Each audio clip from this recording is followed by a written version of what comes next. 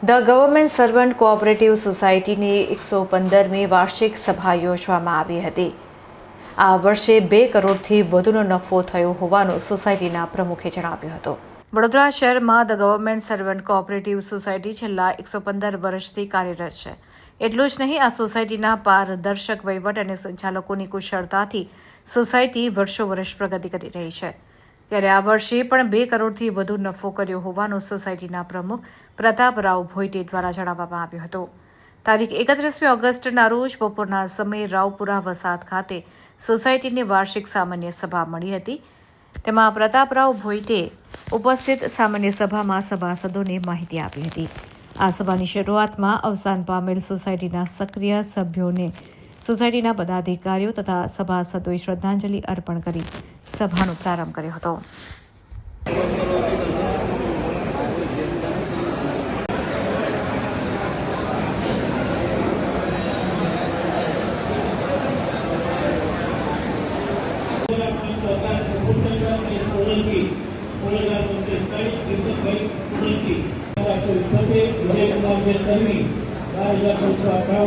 सूर्य कुमार मित्राणी 2024 उंगला देने घाणा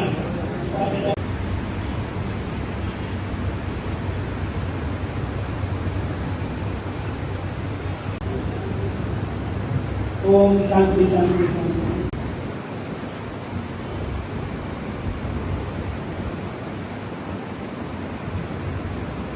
अभिवादन करूँ छो सबने आवकारूँ छो मारा पूर्व डायरेक्टर श्रीओ पूर्व वीपी मारा ट्रस्टना पदाधिकारीओ તેમજ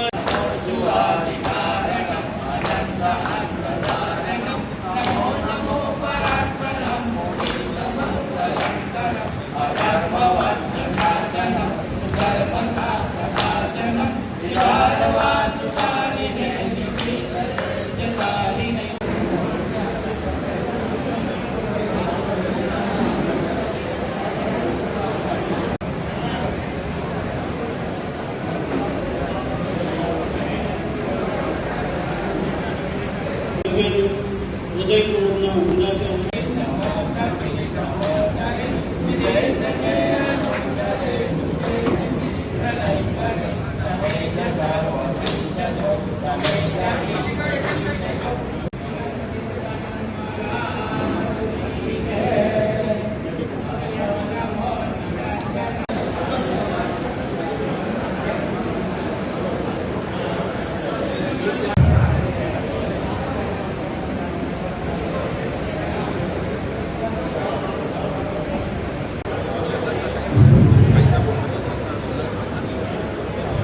बार 1910 रोज स्थापन थયેલ गवर्नमेंट सर्वंट्स हमारा वर्षो जूना साथी અને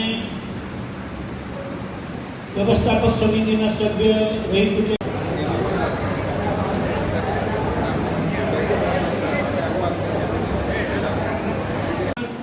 સોસાયટીના વક્તવ્ય નોંધ કરેલ મુજબ કુલ 133 સભાસદોના અવસાન થયેલા છે.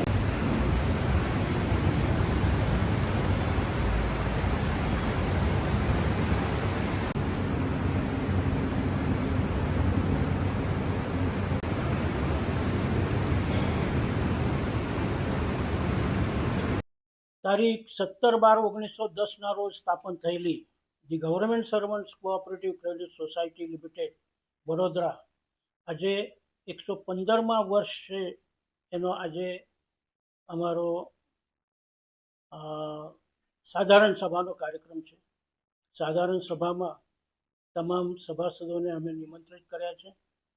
આજે ખૂબ દુઃખ સાથે જણાવવાનું કે અમારા યુવા નિમંત્રિત સમિતિ સભ્ય એવા શ્રી આશીષભાઈ દવેનું એક અઠવાડિયા પહેલા એટલે 24/8ના રોજ અવસાન થયેલું છે. તે પૂર્વે ઓગસ્ટ મહિનામાં જ અમારા પૂર્વ ડાયરેક્ટર એવા શ્રી પ્રધાનભાઈ એમનું અવસાન થયું છે. અને તે પહેલા અમારા વર્ષો જૂના એવા ડાયરેક્ટર શ્રી જોગુભાઈ હાથીભાઈ પટેલનું અવસાન થયેલું છે. એટલે આ વખતે અમે ખૂબ સાદાઈથી આ કાર્યક્રમ આયોજિત કરેલો છે. તે ઉપરાંત સોસાયટીના દફતરમાં 133 જેટલા અવસાન પામેલા સભાસદોના નામ અમારી પાસે છે. તેમને અમે આજે શ્રદ્ધાંજલિ આપવાના છે. અને શ્રદ્ધાંજલિ આપ્યા પછી હું આપણી સોસાયટીની થોડીક માહિતી આપણા સભાસદોને આપવાનો છું. એમાં આપણી સમક્ષ રજૂ કરતાં મને ખૂબ આનંદ એ વાતનો થાય છે કે 1/4/24થી 31/3/25 સુધીના હિસાબો ચાર્ટર્ડ એકાઉન્ટન્ટ એટલે અમારા આંતરિક ઓડિટર તેમજ સરકારના નિયુક્ત એવા ઓડિટર તરફથી ઓડિટ થયેલા હિસાબો આજે અમે રજૂ કરવાના છે. એમાં સભાસદોને ફરજિયાત બચત ઉપર 9.5% વ્યાજ આપવાના છે અને ધિરાણ ઉપર પણ અમે 9.5% જ વ્યાજ લઈએ છીએ. એ ઉપરાંત શૈક્ષણિક લોન અમે 8%ના વ્યાજ દરે આપીએ છીએ. શેર ભંડોળ આજે 1,20,45,200 છે. સભાસદો આજે 31/25ના રોજ અમારે ત્યાં 12,065 સભાસદો છે. તે ઉપરાંત ધિરાણ અત્યારે 192,76,57,505 ધિરાણ થયેલું છે અને થાપણો 197,95,61,934 થાપણો છે.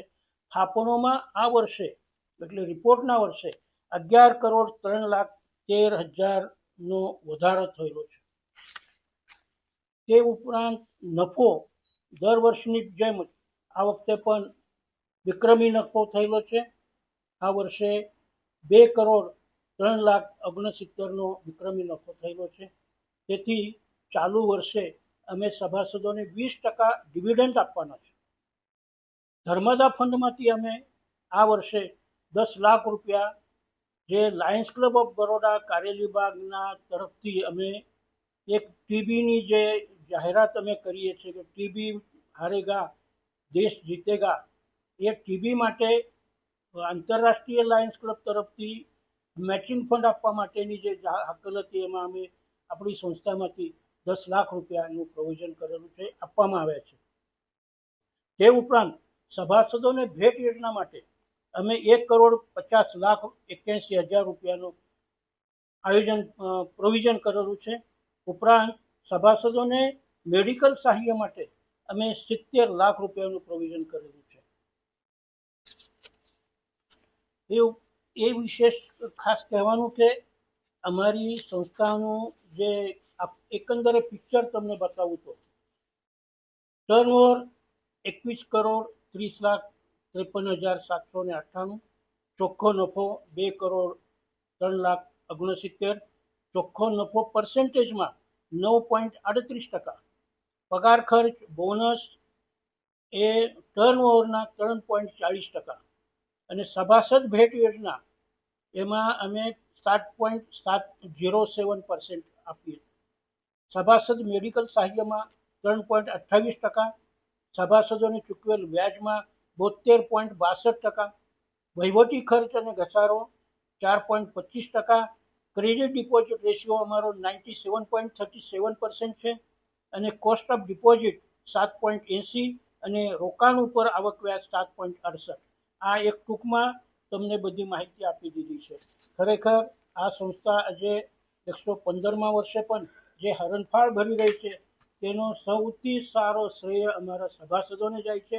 સભાસદોની વિશ્વસનીયતા અને અમારો પારદર્શી વહીવટ એને આભારી છે.